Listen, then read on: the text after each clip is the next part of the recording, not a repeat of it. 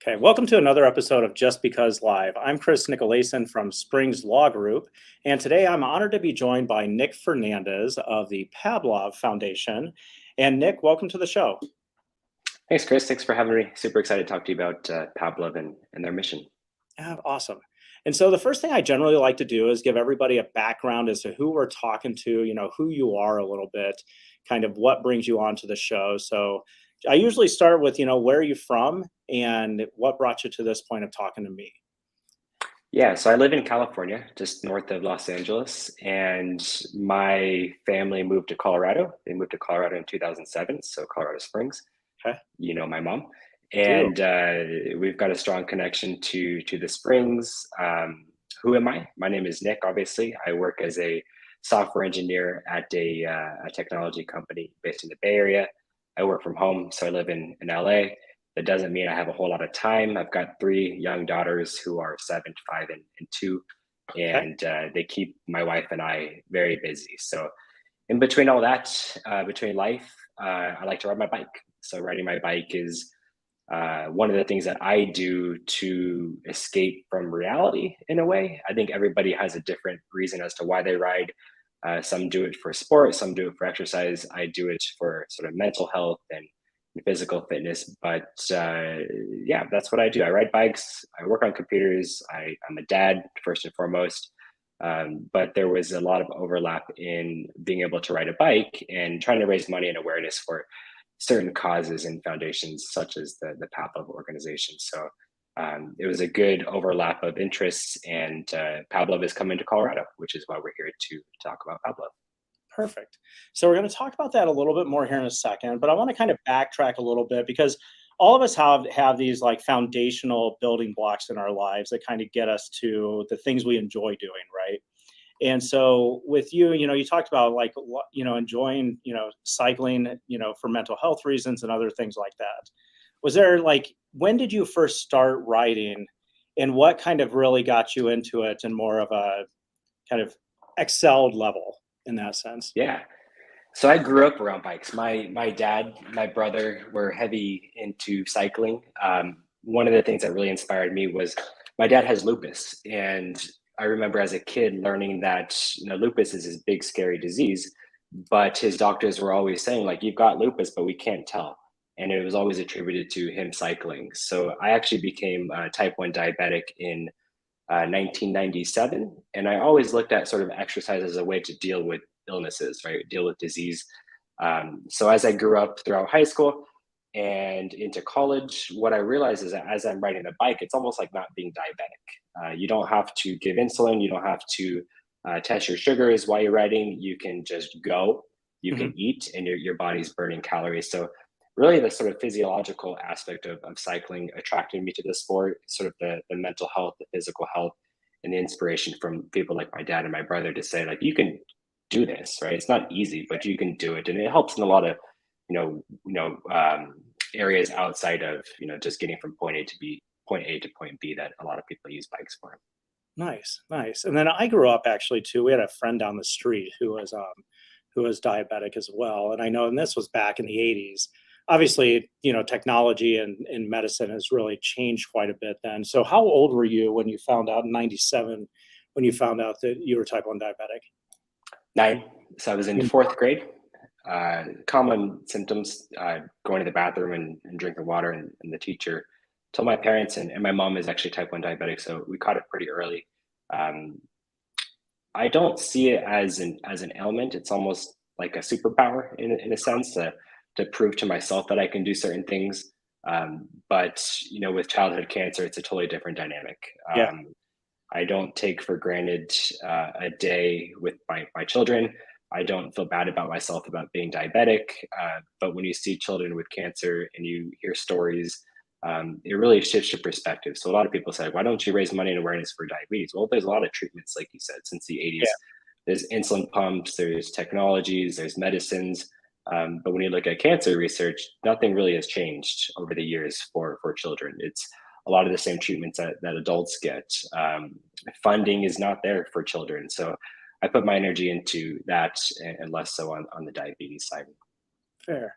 And then also having children yourself now too as a father, Can you talk about what that connection and how strong, kind of that's become for you then? Yeah, I think everyone has a cancer story. I Yeah. think whether it's usually a grandparent, it's usually somebody older than you. But my family has a cancer story with a child in our family. So my wife's cousin, Devin, I think she was 8 when she was diagnosed with osteosarcoma. So having kids myself, they kind of really brought into perspective, like it doesn't have to be an old person. It can be a Right. young person. It could be my 7-year-old can Yep. be, hobbling around and get a cancer diagnosis. So that scares me. It's not fair. These are Right. children. They should be living lives of children. They shouldn't be living lives of, hospital visits and treatments and losing their hair and, in Devin's case, losing half of her leg. Right? It's a very powerful story. So that really hit home for us. Like I said, everybody has a cancer story. Ours was very close to the age of our daughters. So my wife and I decided to put a lot of effort into having that discussion. And it's actually a family thing. So our family really celebrates, we say celebrate, but we celebrate the month of September as pediatric cancer awareness because Devin is in remission. It is worth celebrating, right? We have a positive story, but the fact Yeah. is not a lot of people do. Not a lot of families have Right. a positive outcome on a diagnosis like that. Yes, I know exactly what you're talking about. My wife and I had our nephew who was 8 actually, and this was years and years ago. But one of her older sisters, her son at 8 passed away from brain cancer, and it's one of those stories where like it is shouldn't it's tragic. It should not happen, and you cherish the time that you had. Like we cherish the time that we had with his name was Zach, and like you cherish the time that you have with him, and look back fondly on those memories, and it makes you kind of want to be present and better in the moment each and every day as you kind of move forward. Without a doubt. Yeah, I mean, young kids, you get mad, you get upset, they do things that upset Yeah, you. yeah, But it's always humbling to take a step back and realize it's not that bad. yeah. It's not that difficult to get there. Right. So now you then have these two passions, right? You have cycling, and then you have, the support of, finding an end to pediatric or children's cancer. And then, so talk to me then too about how you found the Pablove Foundation and what it is. Yeah, so a cousin of ours, Brian, he was actually a bike mechanic on Pablove. So one of the really cool things about Pablove is it's really a cycling experience, sort of focused on raising money and awareness for childhood cancer research, but also sort of activities and events to distract the child while they're going through cancer treatment. So Brian turned me on to the Pablove Foundation, knowing that I ride bikes, knowing that he's part of our family, so he had the same impact that everyone else did with Devin's diagnosis and ultimately her success. But he turned me on to it 4 years ago or so.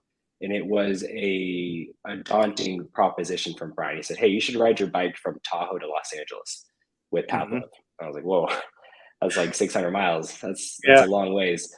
Uh, but I did it. I signed up for it, and it ended up being the trip of a lifetime. It's about 100 miles, 80 to 100 miles a day, and it was a fantastic, moving experience. And I really bought into the Pablove initiative, right? So not only did they help fund grants and research for doctors willing to try new things, like one of the things that they do that's really cool is that they'll fund the unfundable or the sort of non-generic ideas that doctors are coming up with, sort of these outlandish, off the wall, out of the box thinking that doctors and researchers are coming up with. And their goal is to get that traction so that it gets bigger grants from larger corporations, right? Give them sort of seed grants to get their ideas going. And that's really cool. As a software engineer, I think innovation is the key to success. But another aspect of what they do is their Shutterbug program. So through photography, they've got a lot of outfits around the country that have groups for children going through cancer treatment, and they essentially give them a camera, right? And they give Right. them a camera, they teach them how to use it, they teach them how to edit their photos, and they'll do galas and galleries around the country. But it gives essentially a distraction for the child that's going through, chemotherapy or any other type of cancer treatment that is a reason to be sad, right? And this gives them a reason to be happy. So it's a really powerful program. The money gets used very well to fund these things that are important to my family. And that's kind of the overlap between using my bike and being able to support a cause that's close to me and my family. Nice. And I want to touch on, I just shared the Shutterbugs page and then also a donation page. Um, but shut on even the, or I want to hit on a couple of the points and have you kind of touch on each of those a little bit. But on the Shutterbugs page, it says here too that the Pablove Shutterbugs, the signature art education program, teaches kids and teens living with cancer to develop their creative voice through the art of photography. Students will learn from caring professionals who will help spark the creativity, foster a sense of discovery and accomplishment. It's open to kids ages 16 to 18 who are currently living with cancer and have completed treatment. Through the program, students deepen their sense of self-esteem and self-expression, explore photography with the help of nurturing professionals, develop photography skills, build upon their full potential and celebrate their achievements, and have fun with other kids just like them who are living with cancer. And I mean, there's not really a lot necessarily to comment about, but I don't know anyone that can read that and not feel like this is something to actually care about and get involved in. It's a positive thing, especially in a world right now that seems a little crazy or wonky at times. Like it's such a good, there's nothing bad that I just read right there. And so what are your thoughts generally whenever you're like looking at at this foundation going, the things they're saying are just, they're good. Yeah, it's hard not to take it personal, right? There's a different ways to take it personal, right? You might have young kids Yeah. who are healthy, Mhm. and you might foreshadow the idea that they're not healthy, right? There's another way to look at it out of a point of frustration, right? You look at cancer funding from government agencies and national health institutes.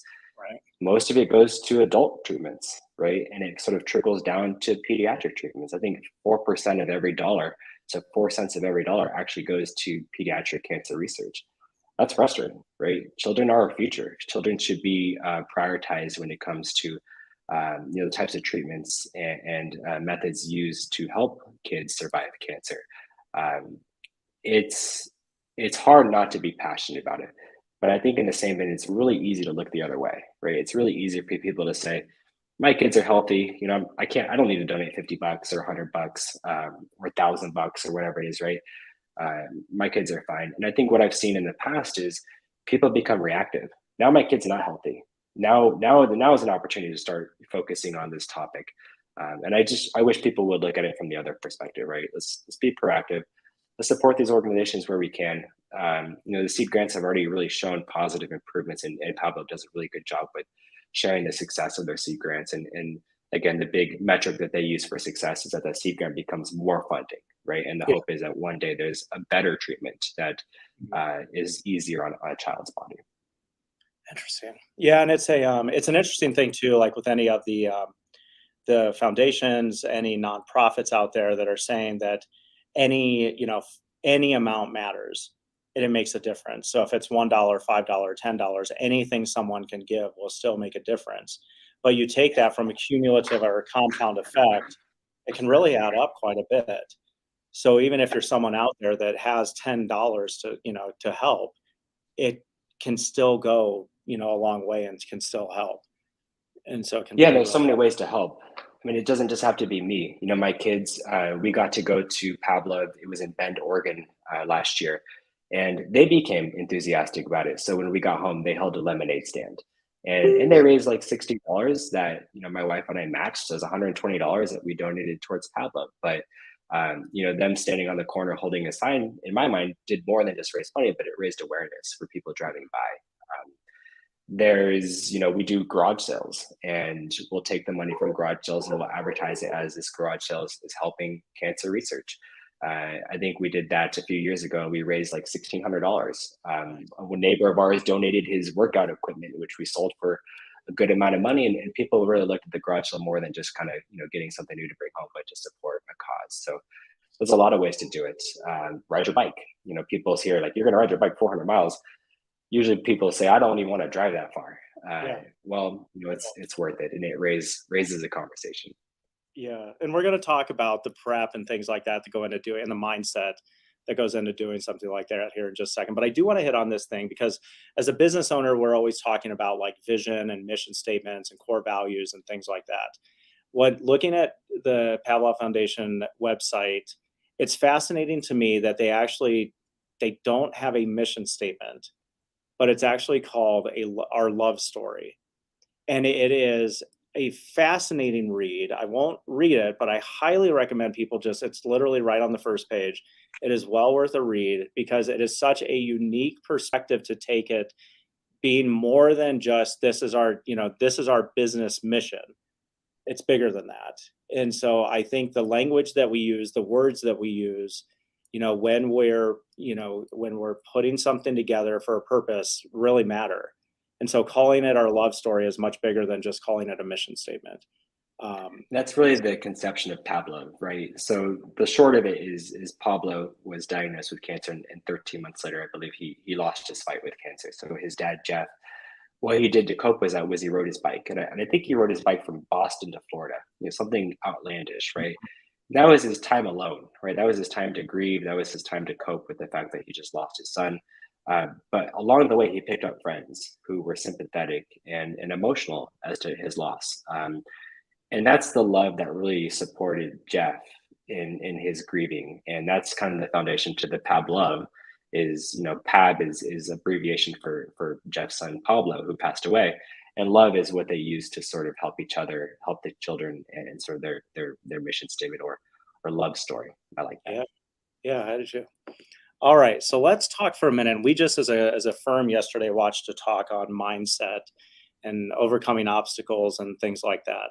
And it's one of those things where mindset, can either hold you back or it can really push you forward on things. And so when you get on here and you say, well, I'm going to bike ride 400 miles, and most people don't want to drive that far. I can relate because I don't want to drive that far. And so what things do you have to do? We'll start mentally first and move over to physically after. What things do you have to do for yourself? Because you have something coming up where you're going to have to go this certain distance. And it's not a short distance. It's not just a stroll around the neighborhood or things like that. So what things do you do for yourself to mentally prepare for such a ride? Yeah, I mean, be realistic, right? It's not going to be easy. I think there's no point in which that time in saddle is going to be easy, and it's going to get hard, right? It's going to get challenging. You're going to want to quit. So setting realistic expectations and being real with yourself that you can't get off the couch and go ride your bike 50 miles, let alone 100 miles or 400 miles. So setting realistic expectations with how it's going to go. I think some people are afraid of the Pablove initiative or participating, right? But what's really cool about just the concept is kind of going into it knowing that you're supported, right? So you're supported by your friends and family at home. You've got a lot of reasons to keep pedaling. I think that's something that a lot of people, if not everybody, in the Pablove, adventure will resonate with is that you've got a reason to keep pedaling. So it could be, a family member in cancer diagnosis. It could be your children at home cheering you on. Maybe you FaceTime them that morning. But there's a lot of reasons to keep pedaling. To not stop pedaling is key. Mentally, that's the hardest part. I think mentally is the hardest part to focus on getting to that next mile, focus on eating, focus on drinking, focus on being successful is the biggest hurdle for sure. Physical is, I'd say, next. Yeah. And so you kind of hit on two things I want to touch on, and maybe you've heard of this or read it. I don't know. Do you know who David Goggins is? And have you read? Nope. So Goggins is he's a former Navy SEAL, and he wrote a book out there called Can't Hurt Me. But he switched from so he's 300 pounds, had to cut a bunch of weight to be able to get into the SEAL program. But then ultimately he's become an ultra runner as he's gotten older in life. But he talks about kind of that same thing of these ultra cyclists, that feel of getting the mental side of going through it. And he created this thing kind of, and I've listened to him a few times where he talks about this thing called the cookie jar. And he's like, in my head, it's this mental cookie jar I've got in my head where I pull out a mental cookie, which is the hard things that he's gone through, the reasons why, midway through. So when you're 200 miles in, you're sitting there going, what the heck am I doing? And he's like, you got to pull something out that goes, what's your why, what's your purpose, and kind of moving forward from there. So kind of reminded me of that a little bit. And then the other thing, even if your cookie jar is empty, you've got people all around you that are full of cookies too. Should be able to support you and cheer you on, right? Exactly. And that's the other thing, interestingly enough, too, is over this past year, I did starting in January, I did the 75 hard challenge, which is the 75 day in a row challenge. It was an individualistic thing. So like your ride is just you doing it. But one of the things I had a friend of mine say beforehand, he's like, you actually want to talk to talk to the people around you and get your support team built up and say, I'm really committed to doing this thing for this period of time. And I'm going to need your help here because there's going to be days where I'm struggling and I need you to, kind of help lift me up and, and have that. So I think having that support group is really important. Yeah. Yeah. I mean, I remember last year in Eugene, towards the end of the adventure, people were hurting. People Yeah. didn't want to keep going, but they would say so, and somebody would be right there to say, "You got this. Like, keep going, keep fighting. Do it for the kids. Do it for the foundation. Do it for your whys." Right? And there's a lot of overlap in people's whys during this time. Nice. So now let's shift over then to the physical side so you're a young, fit looking guy, right? Who probably potentially, yeah, I mean, sure, there's some training, but most people, like if I said tomorrow, I'm just going to get up and ride 400, I'm sure you want to just say, go for it. So what like tips would you give to somebody who's like looking at this going, yeah, that's something that I want to do. How far out do you have to plan and really kind of get going into it? Yeah, what's really cool about so Pablove isn't 400 miles at one time. It's about 4 or 5 days. So it's 80 to 100 miles a day. It's at altitude, so it starts in Boulder this year, Yeah. and we make our way to Vail. Okay. So you can imagine lack of oxygen for us, uh, you know Californians who are used to sea level, but Yes. physically, all people of all types show up to Okay. Pablove. It's not just the ultra athletes. It's maybe somebody will come for one day. Maybe somebody will come and do half the stage each day. Right. Maybe somebody will do an abbreviation of the route. The real driver for Pablove is its mission statement, right, or its love story. Yeah. Riding the bikes, you don't have to be an expert to join the Pablove. So anybody out there that's interested in participating, maybe you've done a century and you can do this, but you're hesitant on this idea of 400 miles. Like, it's a super professionally treated event that you get massages and you get food and they take care of you on the ride. You won't have to change the flat; they change it for you. So it's a really, really cool experience. So you got that going for you. That kind of takes a little bit of the edge away of, I got to be this ultra athlete to do it. So you certainly don't. But as an individual, you certainly can't get off the couch and go do something like this, right? Right. You do need to do some training. You need to be comfortable on the bike. You need to have a good fit, good equipment that's going to last and make it a little bit more enjoyable than not. From a training perspective, you want to be able to ride 100 miles. So Yeah. it shouldn't be your first time riding 100 miles at Right. an event like this. Like, I'm sure with that 75 thing that you Oh, did. sure. So it could be at 3 or 4 or 6 months in advance. Just start stretching it out. 25 miles here, 30 there, 40 here, 50 here. You start learning a lot about your body, right? Everybody's body is different, Hmm. but generally it's the nutrition, it's the drinking of water, it's the sunscreen, not getting sunburnt. You learn a lot about yourself when you ride your bike 100 miles or for 5 hours, right? Yeah. If you've experienced a bonk where your body just says no, there's not much convincing you can do. So it's good Oh, to flush that out beforehand and know when to eat and when to drink. A wise friend of mine once told me, eat before you're hungry and drink before you're thirsty. And that's nice. certainly the case for training, but also days of. Nice. Oh, that's awesome.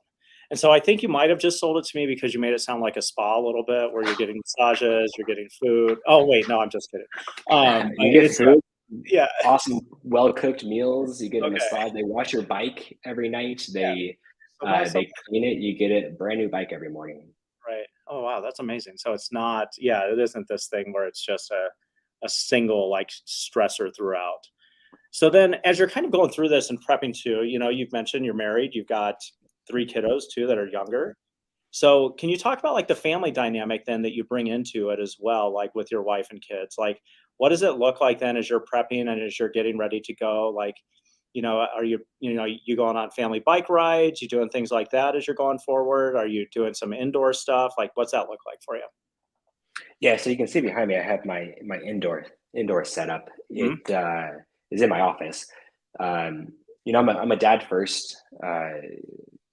employee second and cyclist third. So that's how my, and dad and husband first. So that's kind of how I have my life prioritized, which leaves, cycling as third priority, which makes it hard. I can't go out for, I have some younger friends who go out for 5 hours on a Tuesday. Like I can't do that. Right. I have to Right. ride for 45 minutes or an hour at lunch. And there's ways to maximize that, right? I'm sure if you've done any sort of training, there's ways to maximize your 20 minutes or 30 minutes of availability. But it is hard because, my daughters have soccer on the weekends. They have dance recitals and dance practice and swimming lessons and everything else that we have to take them to. So finding the whole is definitely it's something you got to work on with your family to make it an important aspect of maybe your Saturday mornings or your Sunday afternoons or whatever it is. But finding the time is difficult. Work is unpredictable at times. I could be heads down for 5 days and I end up riding my bike at home at night, right? And not everybody likes riding at night. I'm not a morning person, but Right. maybe some people get up at 5 a.m. and squeeze it in before work. But making it work and realizing the importance of it is key. Yeah. Somebody once told me, if you want something done, give it to the busiest person you know. So Yeah. it's definitely a good example of fitting in where you can. Yeah. So like when people say they don't have time, it's a question of how important is the thing to them. And Yeah. kind of move forward from there. So I do want to ask you one last question. Then we're about almost a little over 26 minutes in, but I want to ask you a question too on so you've done rides, you're going to do one that's 400 miles, it's broken up, but do one that's 600 miles. And I've heard about like the runner's high or the zone that you get into. So can you talk even then as a cyclist who's doing some longer rides, do you find yourself ever just kind of getting in that zone where you're just kind of in this, like, not even euphoria mode almost, but I've literally have run by people that are long distance runners, said hello to them, and literally they've not seen me at all. And so have you Yeah. found yourself in those moments? And can you talk about that for a minute? Yeah. So 2 summers ago, or I guess a year ago, I rode my bike in Kansas, and it was 206 miles in one time. Okay. So it was about 15 hours of riding. So I'll never forget at mile 150 is when I got into my zone where it was dark. I had started at sunrise, and it was by that time it was dark. I knew I had 50 miles to go. But you start noticing everything around you. You start seeing headlamps in the distance. You start seeing weird bugs that come out at night on the ground. Yeah. But you keep looking for that carrot, right? And everything else is secondary. So if somebody runs by you or walks by you, it's like, you're not my carrot. I need to just focus on what's in front of me and keep pushing. And that's that mental fortitude. That's I think that's mental fortitude is learned. It's not taught, right? Right. It's through experiences. It's personal for everybody. Everybody's mental fortitude is different and driven by something else. But that mental zone, even being out of shape and doing a 75-mile ride, you're likely to find that zone as well. It's like, okay, I'm 10 miles from home. I've got a headwind, and I'm just going to focus on one pedal stroke at a time. Exactly. You get zeroed in on the objective, and then that's a battle with yourself, right? It's maybe even a war, because it's really easy to pick up that phone and call in ground support to come pick you up. Oh, But absolutely. it's even harder to keep going. But it's like I said, it's learned. It's not a taught Right. experience. Nice. Well, Nick, I've got two last questions for you. The first one, and then we'll let you out of here. First one is, are you a Dodgers fan? Yes. All right. So no, I'm just kidding. Yeah, your Especially mom when and they play in Colorado.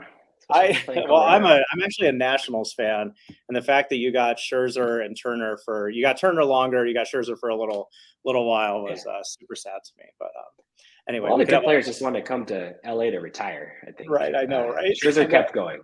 I know. And so, but no, it's and then my last question is then how can people help support not only you but also the Pablove Foundation, and how can we help out? Yeah, so I've got my own fundraising link. It's give.pablove.org/Nick Fernandez 2022. And you can donate. Let me do this again. Can you repeat it? Give.pablove.org/Nick Fernandez 2022. You can also donate directly to Pablove, give.pablove.org, and it'll go into the bucket. Get involved, right? If you've got any inkling or thought that this might be something, an event that you're interested in, look at next year's, Pablove Across America. The actual location is to be determined. We don't know yet where it's going to be, but this year it's in Colorado. Say hi to us in Boulder. If you're in Boulder, in the Vail area at the end of August, and you see a bunch of people riding by in usually pink of some fuchsia color kits, wave to us. But also, look for opportunities just locally to get involved with childhood cancer. It could be at your local oncology at a children's hospital. Walk the halls, feel those feelings that you feel and see patients and families going through. Quell that curiosity that you might have is like, what is it like to have a child with cancer? And maybe sort of normalize the thought that it could happen to you, and just look for ways to get involved in your community. Nice. Well, Nick, I'll leave it at that. And I want to thank you for coming on today and sharing your story, sharing the information. We've posted your direct donation site as well as just the general donation site as well. And we look forward to hearing about your adventures, man. And thank you so much for coming on and sharing your story and your time. We really appreciate thanks, Chris. I appreciate it. Have a good day. Bye. Yep.